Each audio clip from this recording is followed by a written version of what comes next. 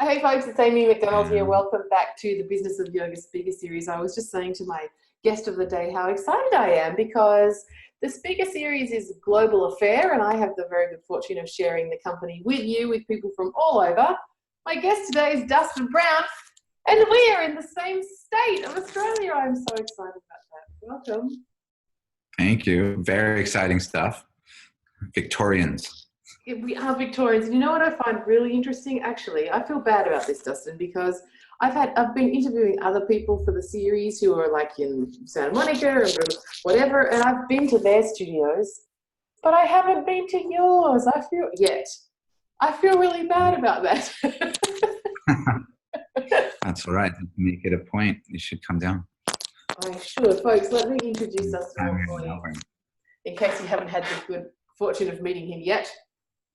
Okay, so Dustin is the visionary and founder behind Warrior One Yoga, bespoke Bayside, that's Melbourne Bayside, yoga studios in Brighton and Mordialloc. Dustin grew up in Hawaii and after traveling the world as a professional surfer, he settled in Melbourne.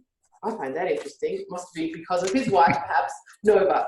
He is a dedicated yogi, a Vedic meditator, a yoga teacher, a Brazilian Jiu-Jitsu black belt, and wellness warrior who is making waves in the yoga world. Dustin is an ambassador for the Boys of Yoga, a movement that I freaking love. That was my insertion. It's not written in Dustin's bio. A global movement helping to get more guys on the mat. As a professional Brazilian Jiu-Jitsu black belt athlete, training, coaching, and competing within Australia and internationally, Dustin brings his martial arts and surfing background to his yoga practice. Seriously cool. Through his dedication to his daily personal yoga practice, Dustin has found strength, flexibility, increased recovery, body awareness, and an overall balanced lifestyle. His teaching style encourages exploring the potential of the body through the practice of mindful movement. Dustin is qualified yoga teacher of Vinyasa Flow, Hatha Yin, Acro Vinyasa, and Yoga Tune-Up. Not a bad list of credentials there. It sounds funny having them read to you. But yes, thank you very much. Those are all things I really love. So I'm like, yeah, I love those things. Isn't it just the coolest when you actually get to make a living by mashing together all the things that you love?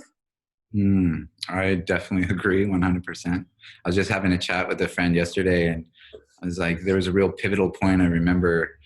And it was when I was just getting obsessed with Brazilian Jiu-Jitsu and my wife had said, you know, you should probably get a job. And I had saved some money from being a surfer. And so I was kind of living on my savings. She said, you shouldn't spend all your savings. And I remember listening to this Alan Watts speech, the one about what if money was no object? And yeah, that changed everything. That changed my mindset. And I told my wife, I was like, you know what? I'm just going to do this until people pay me to do it. And it worked out. So I fully believe in that 100%. And the same thing with opening a yoga studio and a yoga business. It was all that. Let's follow our heart. Wow. Yeah, great. I want to know, Dustin, what was the point for you where you went, oh, yoga? Like you were doing these other things, and then what caused you to come to yoga? Yeah, it was really my wife's doing. Lots of convincing. For years, I had the idea that yoga was light, gentle stretching in a dark room, talking about your feelings, and in my mind, weird hippie stuff. Yeah. And yeah, it kind of is now, even knowing about yoga. There's some weird hippie stuff, but it's pretty cool when you know the intention and the meaning behind it. So after lots of convincing, Nova got me to go to a hot yoga class. And this was a point where I was fully obsessed with jiu-jitsu and I was training as an athlete about six days a week, up to 3 sessions a day. So I was waking up extremely sore and constantly in the recovery process. She's like, come do an hour in a warm room. It was winter, it was cold in Melbourne. And I was like, all right, if it's just an hour in a warm room, it's tropical, I can sweat, feel good, move a little bit. I'll see what this is about. And that literally totally changed my life. The first hour of having my hands on the mat had totally eliminated all this tension from jiu-jitsu, from all the gripping and this constant holding on that you do. And so it was a very literal letting go of tension. And yeah, a letting go of the grip, which is something I talk about a lot nowadays. And it's very, very interesting. After that first class, I was like, you know what? If all I do is go back tomorrow to have that feeling, that release. I'm going to do it again. Yeah. And they had a 30-day challenge at the studio. So I was like, oh, I'll just do that. And then that turned into 60 days and 90 days and 120 days. And I just kept adding on. And I was like, why would I stop? And I kind of stopped some of the things I was doing, some of the strength and conditioning and weights and that kind of work that I was doing. I traded it straight for yoga. And so I went from doing strength and conditioning in the mornings to doing yoga every morning. And because of my obsessive nature, it was like it wasn't just like, oh, I'll do this once or twice. It was like, I did it every day. And so the benefits I saw from it were huge, immediate, because I just did it every day. Yeah. And so if you told me at that time, around 10 years ago, like, oh yeah, you're going to love yoga. And I was just such a different person. I was very closed and kind of to myself and a lot more, not introverted, but in public situations, quite shy and, just to myself. And so I would have said, yeah, no way, there's no way. And to think that I teach yoga, I love yoga, and that I own studios and I get to share it with others every day. It's amazing.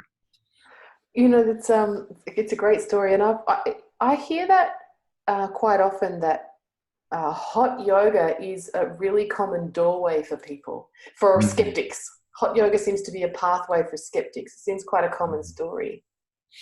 Yeah, I think I have such a pitta, fiery kind of, like driven attitude and focus, like a very obsessive personality. When I find something I like, I'm all in and I'm fully committed.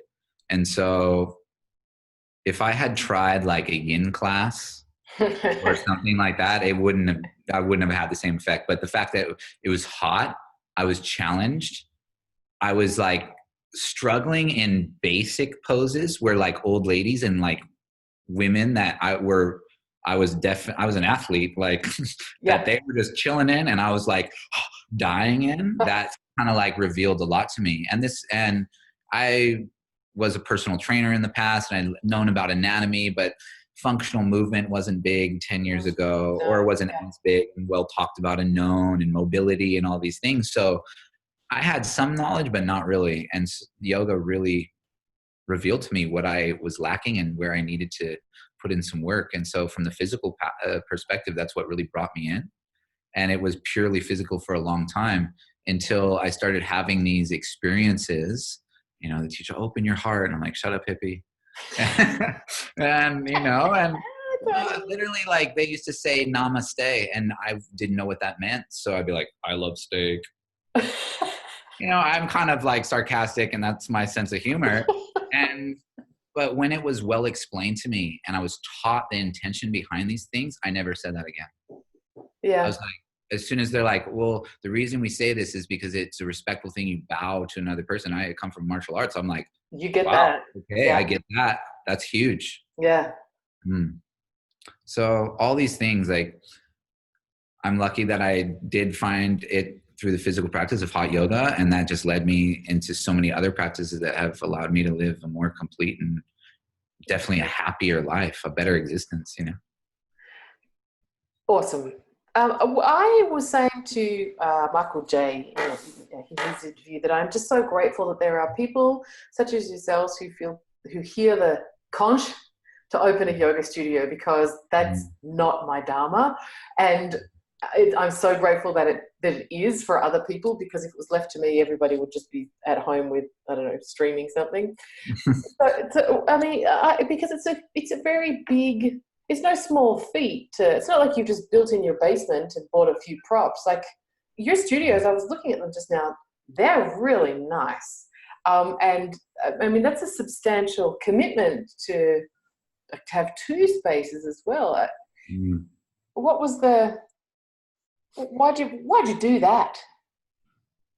I did a teacher training originally just to get an understanding. So, martial arts is very technical. And if you don't have the technique right, then there's a lot of energy spent that's unnecessary. Yep. And so with that perspective, I'm going to do a teacher training, because a lot of these things they're talking about, especially like back bending, spinal extension, like made me feel nauseous. And I was like, I'm pretty sure I'm doing some things wrong and I want to get this right.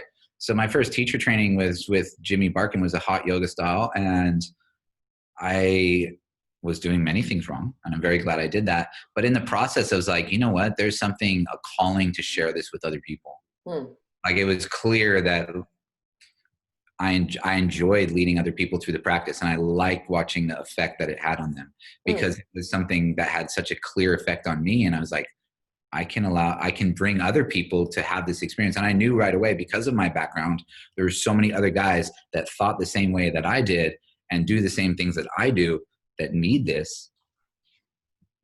Yeah, but there's a difference between that, surely. I mean, you could have done that by teaching at a gym or renting space or.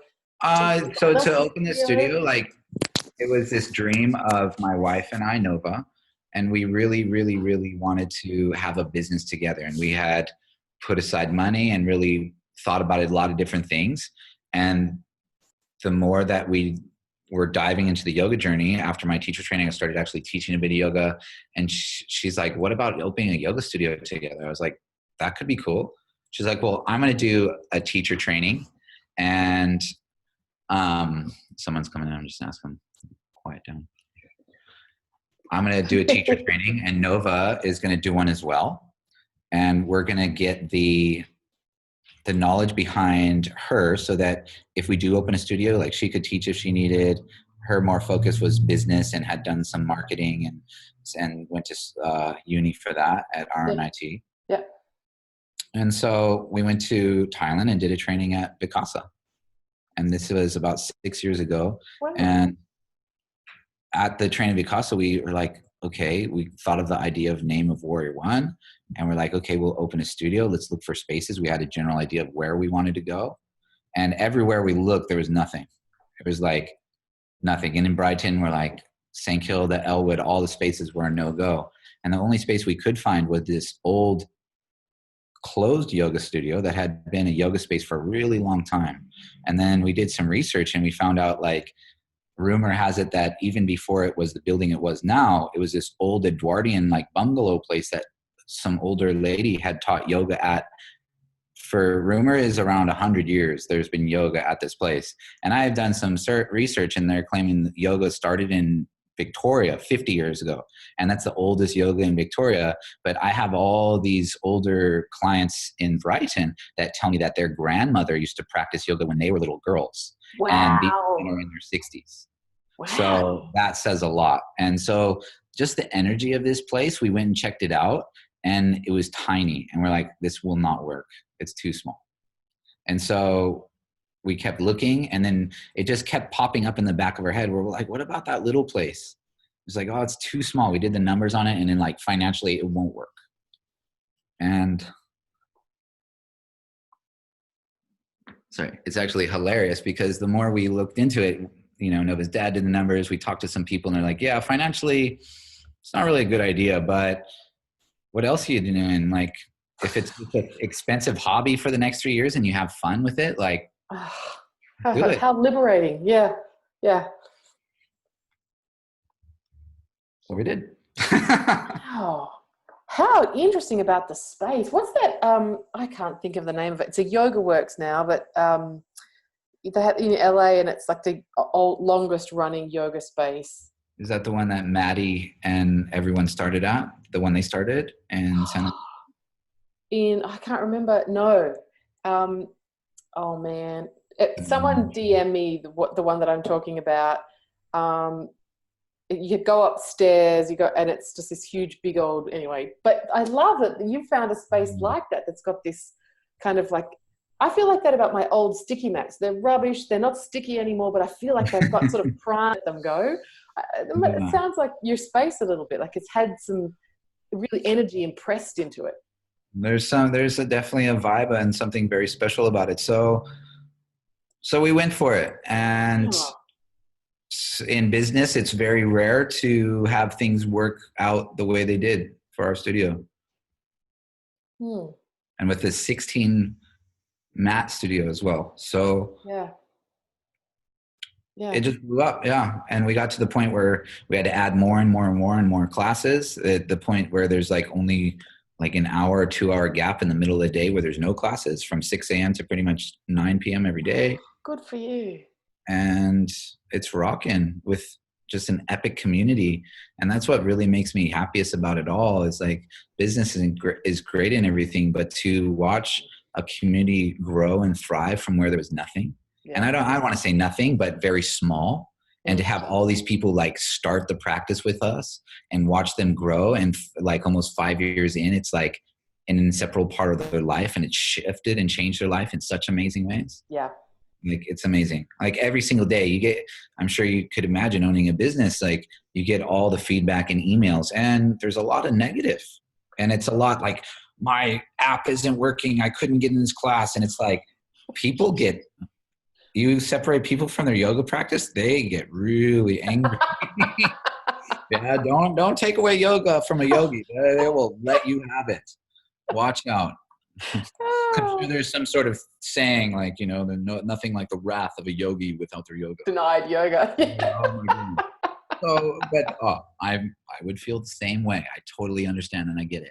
So when you do hear the stories and the feedback that's extremely positive, and people take the time to write nice little notes like that yoga's changed their life. Yeah. It's just like, that's why we do this. Yeah. That is why. So good. Yeah. And I love that you were just, again, another conversation that I've had in this series is in the takeover of big corporates, chains and franchises, and this is not, I don't have any energy on it necessarily, but it's good to know that there is still a role for community-based yoga studios, building community and offering, like you describe your studio as bespoke, and the classes that you offer are specific. And it's really heartening to see that you can hold that space, and that doesn't mean that you have to be kind of scruffy and, the place where I teach, it's kind of scruffy, and one of the studios always smells like Dim Sims, and it's nice, but it's nice to know that there's an alternative. I totally get it. But yeah, so the first space, it's cute, and it's 16 mats. And then we were fortunate to open up a second space in Morty, which was the old Morty surf shop for, I forget how long, since the 70s. And so now we have a beautiful space in Morty that has 2 rooms. Cool. And we have a dedicated training and workshop space, which is a dream come true, because really almost every weekend we can have a workshop from one of our teachers, host international teachers. We have our yin training, our 200-hour training, and it even can open up and be one giant space. So we can have, like, we had a massive community kirtan and big group meditations, and it's just lovely. So to be able to have this space, and again, start another community in Morty where there was a couple little studios, but no large space dedicated to yoga and all things yoga. And to watch this community, like people, when we opened, they were like, thank you for coming to Morty. Cool. What a lovely thing. They were like, thank you for choosing Morty, Alec. And I was like, thank you. Thank you for having us. But it was just the attitude, and the community down here it's really special. It is a little more beach vibes, because we're a little 20 minutes further from the city, and people take a little bit more time. I feel I love the full circle that your yoga studio was in a surf shop too for you. Like it's pretty beautiful, that kind of loop there. When the opportunity came, I was like, yep, done. Perfect. Like I couldn't imagine a better space. And like the same kind of energy, like as Brighton, like you walk in and you feel something, like there's something special about this place. Well, people, if it's been a surf shop for that long, people have been coming there to pursue their passions, right? Whether it's surfing or yoga. Yeah. I agree. Cool. All right. So classes, special events, hosting teachers. You mentioned that you do a YTT or 2. Tell us about your training programs. So we have a 200-hour yoga teacher training, vinyasa base, and it's pretty amazing to take people through that process. We're currently on round 2, and we have a 3rd one starting in June. Cool.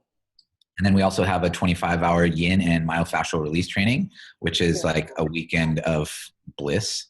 Full stop, weekend of bliss. Even as a facilitator, like I walk away being like, I love yin. I love yin even more than I already loved yin. It's so nice. I'm just not I'm not one of those. Have yet to make my yin transition. I feel like Yeah. I'm left out in the cold, but it still makes me like. You should do, come and I'll take you through a yin class with some yoga tune-up, some myofascial release, and that might bridge the gap.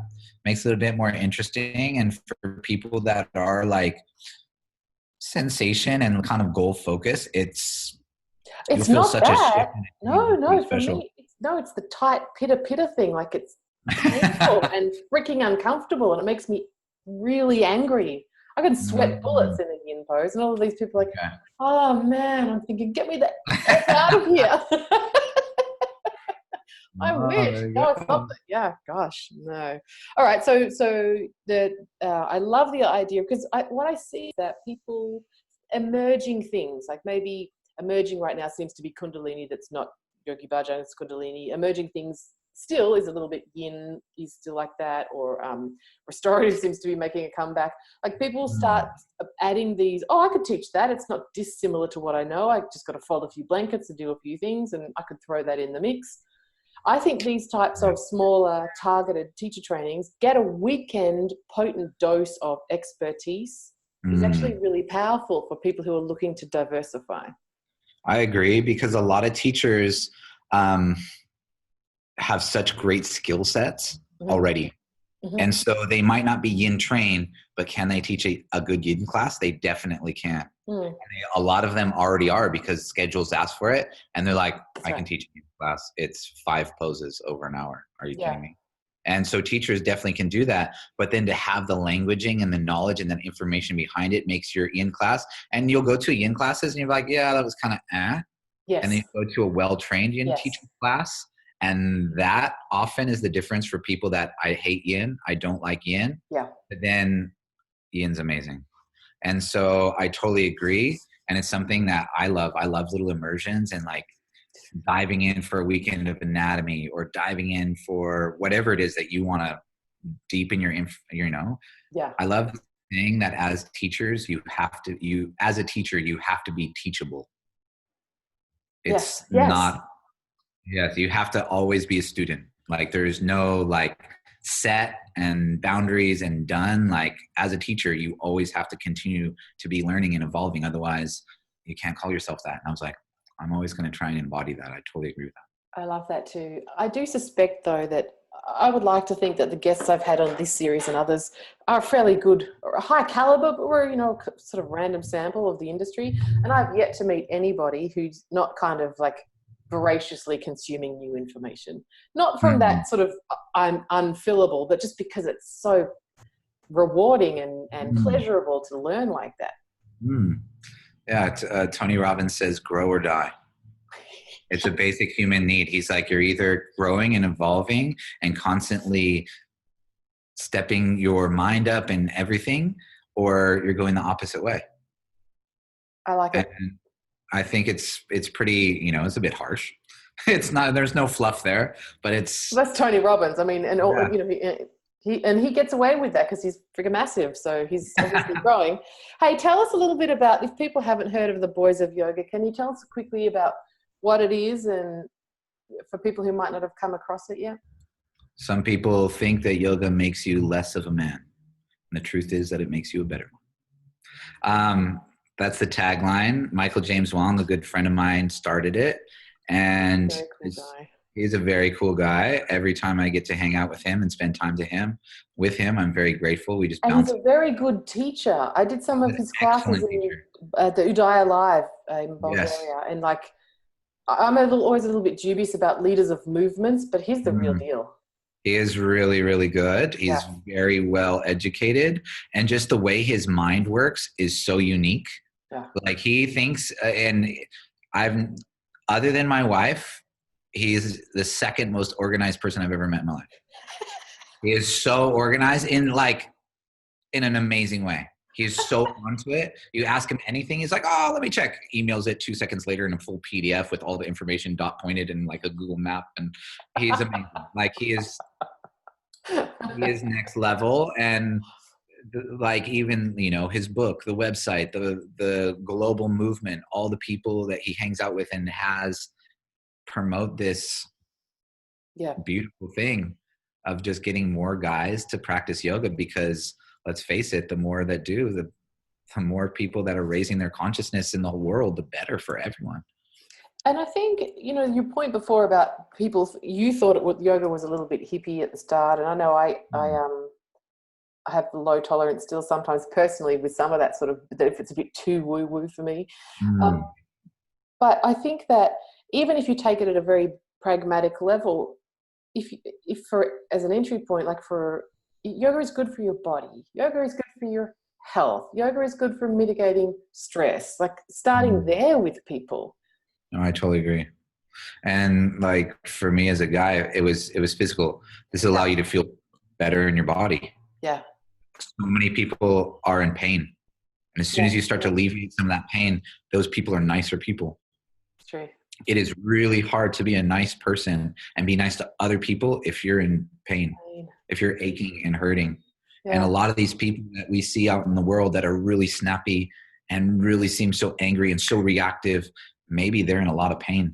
And maybe it's not just emotional pain, because there's a lot of out there. A lot of people are in physical chronic pain. Yeah. Yeah. And they're either not seeing anyone and just living with that, or they're self-medicating in some way. Yeah. And if it's not yoga, then it's drugs or alcohol. And most people don't really, a lot of the world doesn't look to take a holistic approach. You know, it's pharmaceuticals. And, you know, when I say drugs and alcohol, I mean pharmaceutical drugs. They're popping pills just to feel better. So, or food, to have right? to have these, or food, or whatever the vice may be, you know, it can be so many different things to deal with pain, and literally to have these tools that are already within us and that everyone in the world can access at any point they need it. That's pretty special. And so to show people that, like as soon as I started doing it, I was already teaching jujitsu. So I, you know, started making my jujitsu guys do yoga stuff and yogic breathing, and starting to bring their mindfulness to their breath while they're rolling and fighting and sparring. And, you know, the difference between someone that's new at jiu-jitsu and a black belt, someone that's been very experienced, you watch them, it's like a person in their first yoga class, breathing through the mouth, puffing, their form is all awkward. And then the people that are experienced, like I won't call them black belt yogis, but people with practice and like time spent going within and being, breath smooth and refined. Their movement matches that. You can even see on their face, their mind, and what's going on within also matches that. And the same thing when you watch a black belt roll, they're just cruising, probably have a smile, they look like an, and it's just smooth and effortless. And so to have these tools to do that throughout your whole life, I think that's another language that just helps people that have that kind of mindset and mind frame get interested in it and be like, oh, okay, I can refine further. So what about, so coming back to the Boys of Yoga, what's your, was it the title that you have, ambassador? What does that involve for you? I get to hang out with Michael and do fun events. No, that's cool. Pretty much as ambassador of the Boys of Yoga. He asked me to be an ambassador, and I said I will actively promote Boys of Yoga stuff every time I can. He has me do little events with him, and we've even done events without Michael. We also taught at Wanderlust. He has a book called this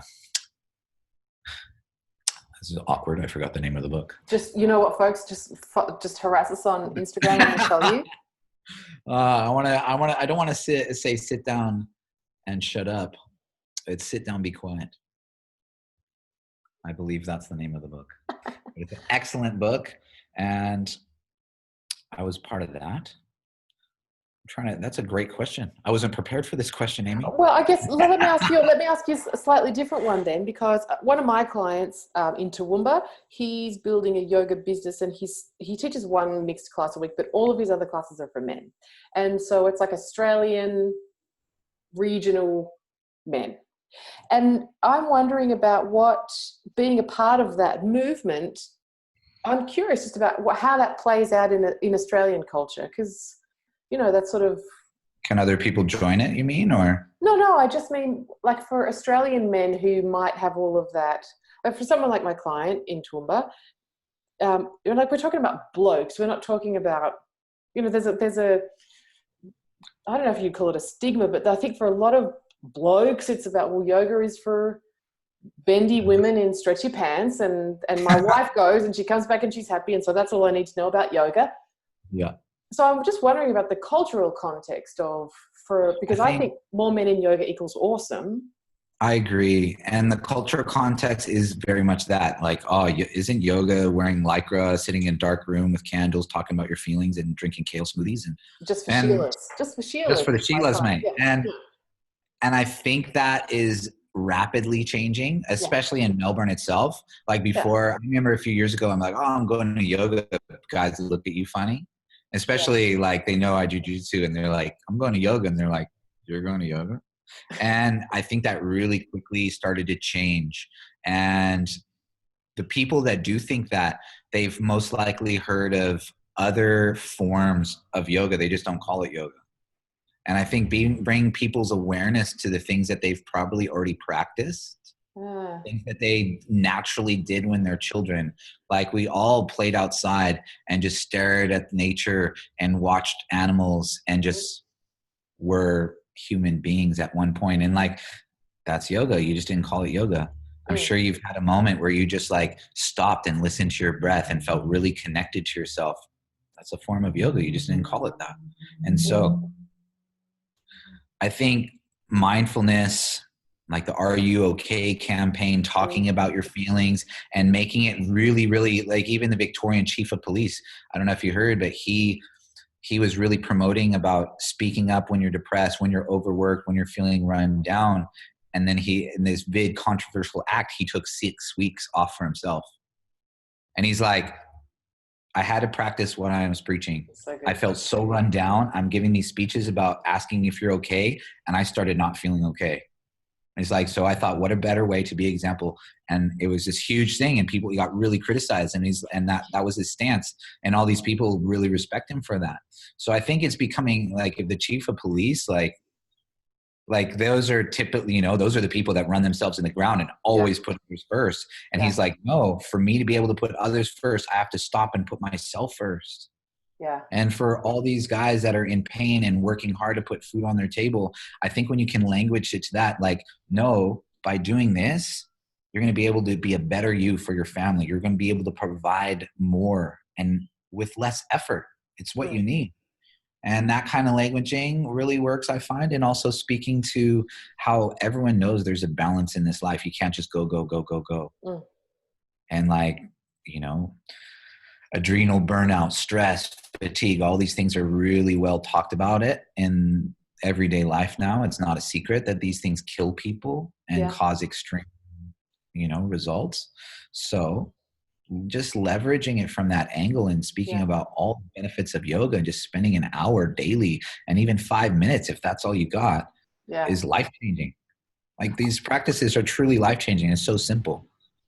I also wonder about, this sort of work that's coming out now about the leading health, the leading cause of ill health is loneliness.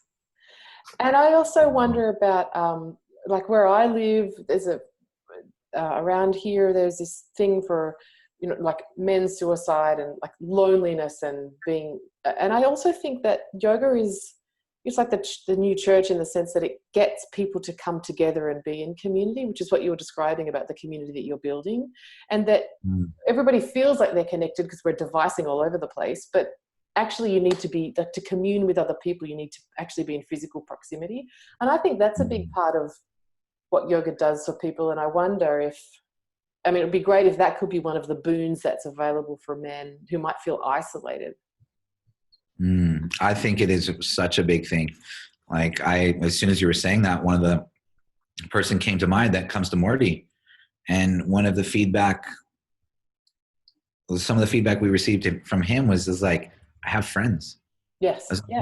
I was looking for a tribe. He moved here from overseas and just hadn't really found a community to connect with. He had his work. He went to the gym by himself. He felt really solo, really alone. Yeah. And I see him thriving with like a group of friends, and they hang out and they do this. And like he's expressed like how happy that's made him. And that's so special. Yeah. So yoga is about union, and it's not just about the union of ourself. It yokes our body, mind, and breath, but it also yokes us to the world and makes us feel less separate.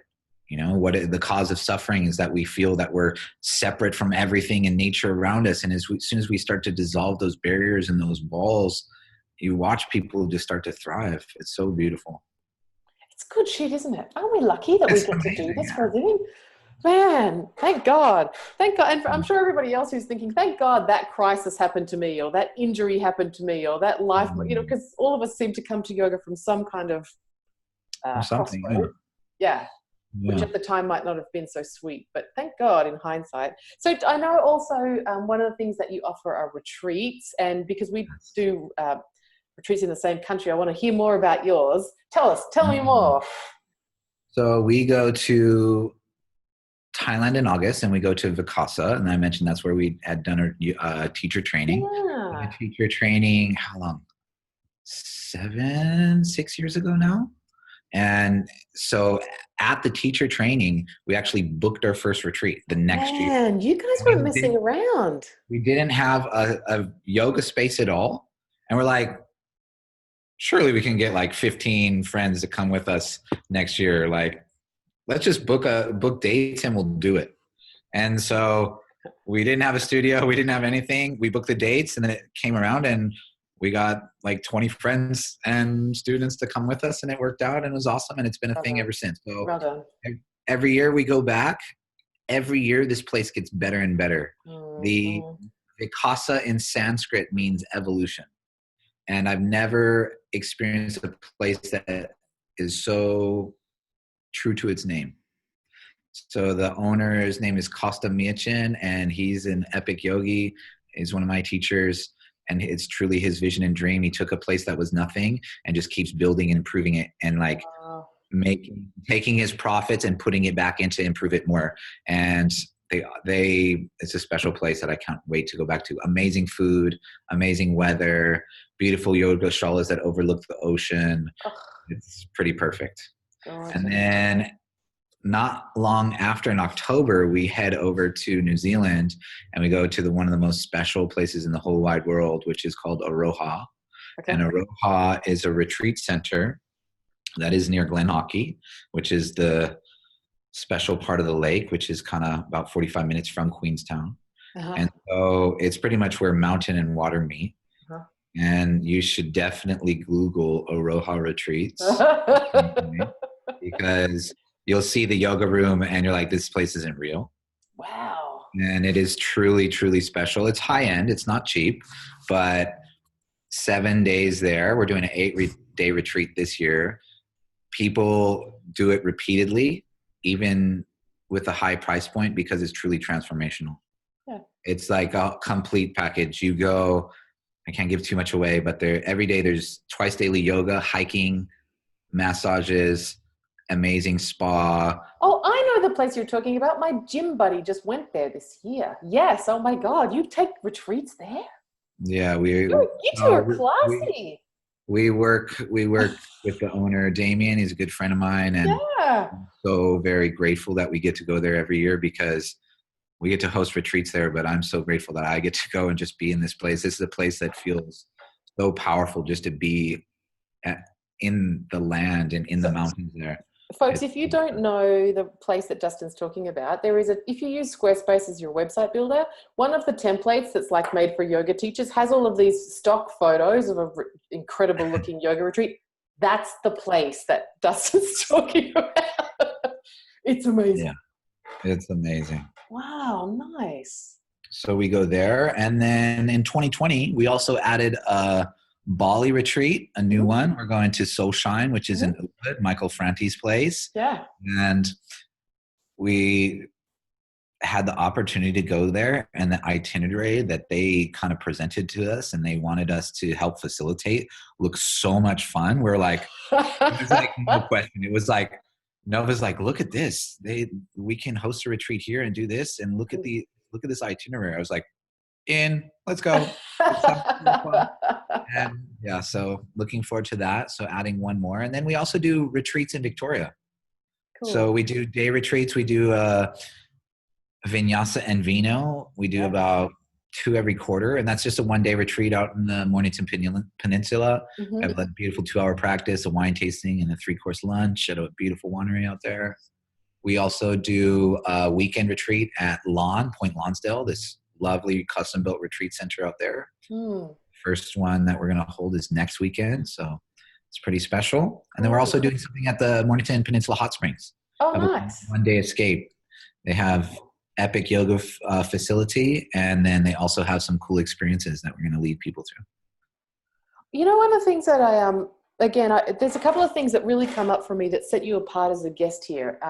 And the first one is that the way that the two of you were so intentional about, a lot of people feel the calling to open a yoga studio, but what I love that you're modeling is that we wanted to create a business, and the right business for us was yoga, which is sometimes opposite of how people come at it. And I think it's just so heartening to look at this. It's something that you're creating with your partner. It obviously brings you much joy. It's prosperous. It feels in line with your ethics and what's important to you. And you're not sort of spiritually bypassing. Like, it's actually, you're approaching this like business people. And I think that's incredibly refreshing. And I also like the way that that you're choosing the venues and the locations and the partners that you're working with are it's intentional. You're making great decisions about who, like, and surrounding yourself with, this is something I'm a big believer of, surrounding yourself with people who are kind of doing things a bit better than you are. You know, sort of, it's so encouraging we're going to really great places because my intention is to be really great, or I'm partnering with people who are crazy super organized because that's something that I aspire to. Like, there's something very powerful in putting yourself in, I think, with people who are a little bit further down the road. Thank you. And I think as well, it's recognizing my skill set and what I am good at, and that I'm not those things. And when I can find someone like my wife, Nova, she compliments me so well. Literally, she has a passion for business and marketing and customer service and looking after people. And I love to learn, and I love to teach, and I love to be a student. I love movement in all forms. And I love the practice of yoga and meditation. Yeah. So together, we're so lucky that we complement each other in these ways. And really, when we go into relationship with others, we're really honest about what we're bringing. And I think when you come to the table being vulnerable with what you truly can give, people do the same. They're like, well, I can give this. And then you come together in this really beautiful way. And that's what I have found, that like you've noticed, the relationship that we have, it hasn't been so much on purpose, but organically. Organically, that's what I've noticed. Yeah, that it's always happened. Yeah. So I don't go with that intention. I'm going to find someone that's my perfect opposite and we'll match. It just somehow the universe puts us in contact with these places and these people, and it just seems like a yes. And other things like we've kind of pushed for and thought about. And if it doesn't, we don't push too hard. If it's not working out, and intuition and things kind of pull us back. Nova has a really strong intuition, and I don't feel this. She really, really strong instinct, leads from her heart. And I really trust her when she says things. She's like, I don't have a good feeling about this. And sometimes I gotta be like, is that true? But most of the time, sometimes I question her, very rarely, but sometimes like, are you sure you just need some weird, but but if she's honest and she really feels that way for a while, we always kind of, that's a barometer. That's the way we lead our business. That's our filter. That's our prerequisite. Come from a place of love and abundance. And if you can't do that, you need to really think long and hard about your decision. Try. Love it. Love it. Something that's been coming up for me recently is this idea of actually, playing to your strengths rather than apologizing for your weaknesses, like playing to your strengths and then seeking support for the areas where you're not so strong, which is what you just said. And so I wonder if that's part of it. If the reason that you're finding partners who fit so well is because you're standing in your power. This is what I'm good at. And I wonder if maybe in the yoga industry, that this misconception that a good yogi should be humble and should be, like that's become skewed. I shouldn't actually talk about what I'm good at. I don't know. There's a strange energy there with how do you be confident? Like if you think about, if you think about the Bhagavad Gita or whatever, there is a time when the hero has to stand on the battlefield and say, right, let's do this. And do your If work. Arjun didn't stand up out the chariot, we wouldn't be here, right? And yet I think there's a reluctancy for people to, I'm wondering if you might see that in you. I see it in Australian culture a lot. There's the tall poppy syndrome. Yeah, true. Yeah. It is, and the island I'm from it as well. It's a very similar thing. They don't have a name for it, but people play small. Yeah. Because they don't want to be cut down by haters or the naysayers or critics. Yeah. And in the yoga world, humility is a value that I place very high. Yes. But so is confidence and drive. And I think they can be extremely driven and confident and honest without being haughty while still being humble. Yes. And I think that is something I strive for and I really want to work on and can continue to always work on. That's my own personal view. I always know that I'm not perfect and I'm just working on it. And I teach yoga classes and I say the wrong leg and I laugh at myself and we all have a laugh. And like, I'm a perfectionist. Yeah. I'm very honest that I'm not perfect. and so I really love that in other people too. People that I really look up to and really admire and like that are inspirational, but then are human. Yes. And that have human flaws and mistakes and that make you believe that like, wow, you are so amazing, yet you're real. Yeah. And achievable. Yeah. And you make it seem doable. Yes. And so I think that's the fine line. Like, be humble, be beautifully humble. Don't be a jerk. Don't be haughty. Don't be up yourself, but stand in your power. Be confident, be courageous, be you. Don't apologize for being you. Yeah. That's my belief. That's my rant. Someone write that down on a thing and put a picture on it and put it all over social media and quote Dustin. Fantastic, folks. Go get all over everything that these guys are doing because it's just like seriously classy. And I really like the space where you're playing. Like it's got integrity. It's classy and it's got integrity. And I think that's great, especially for the places where you're bringing yoga to people. I think you've hit the sweet spot. So congratulations and well done, folks. warrior1yoga.com.au because you put AU on a URL if you live in this country. Get all over everything that Dustin and Nova are doing. It all sounds fantastic. Thank you so much for being such a fun guest and for letting me ask you weird questions. Oh, thank you for having me. It was a great conversation. I really enjoyed it. Perfect.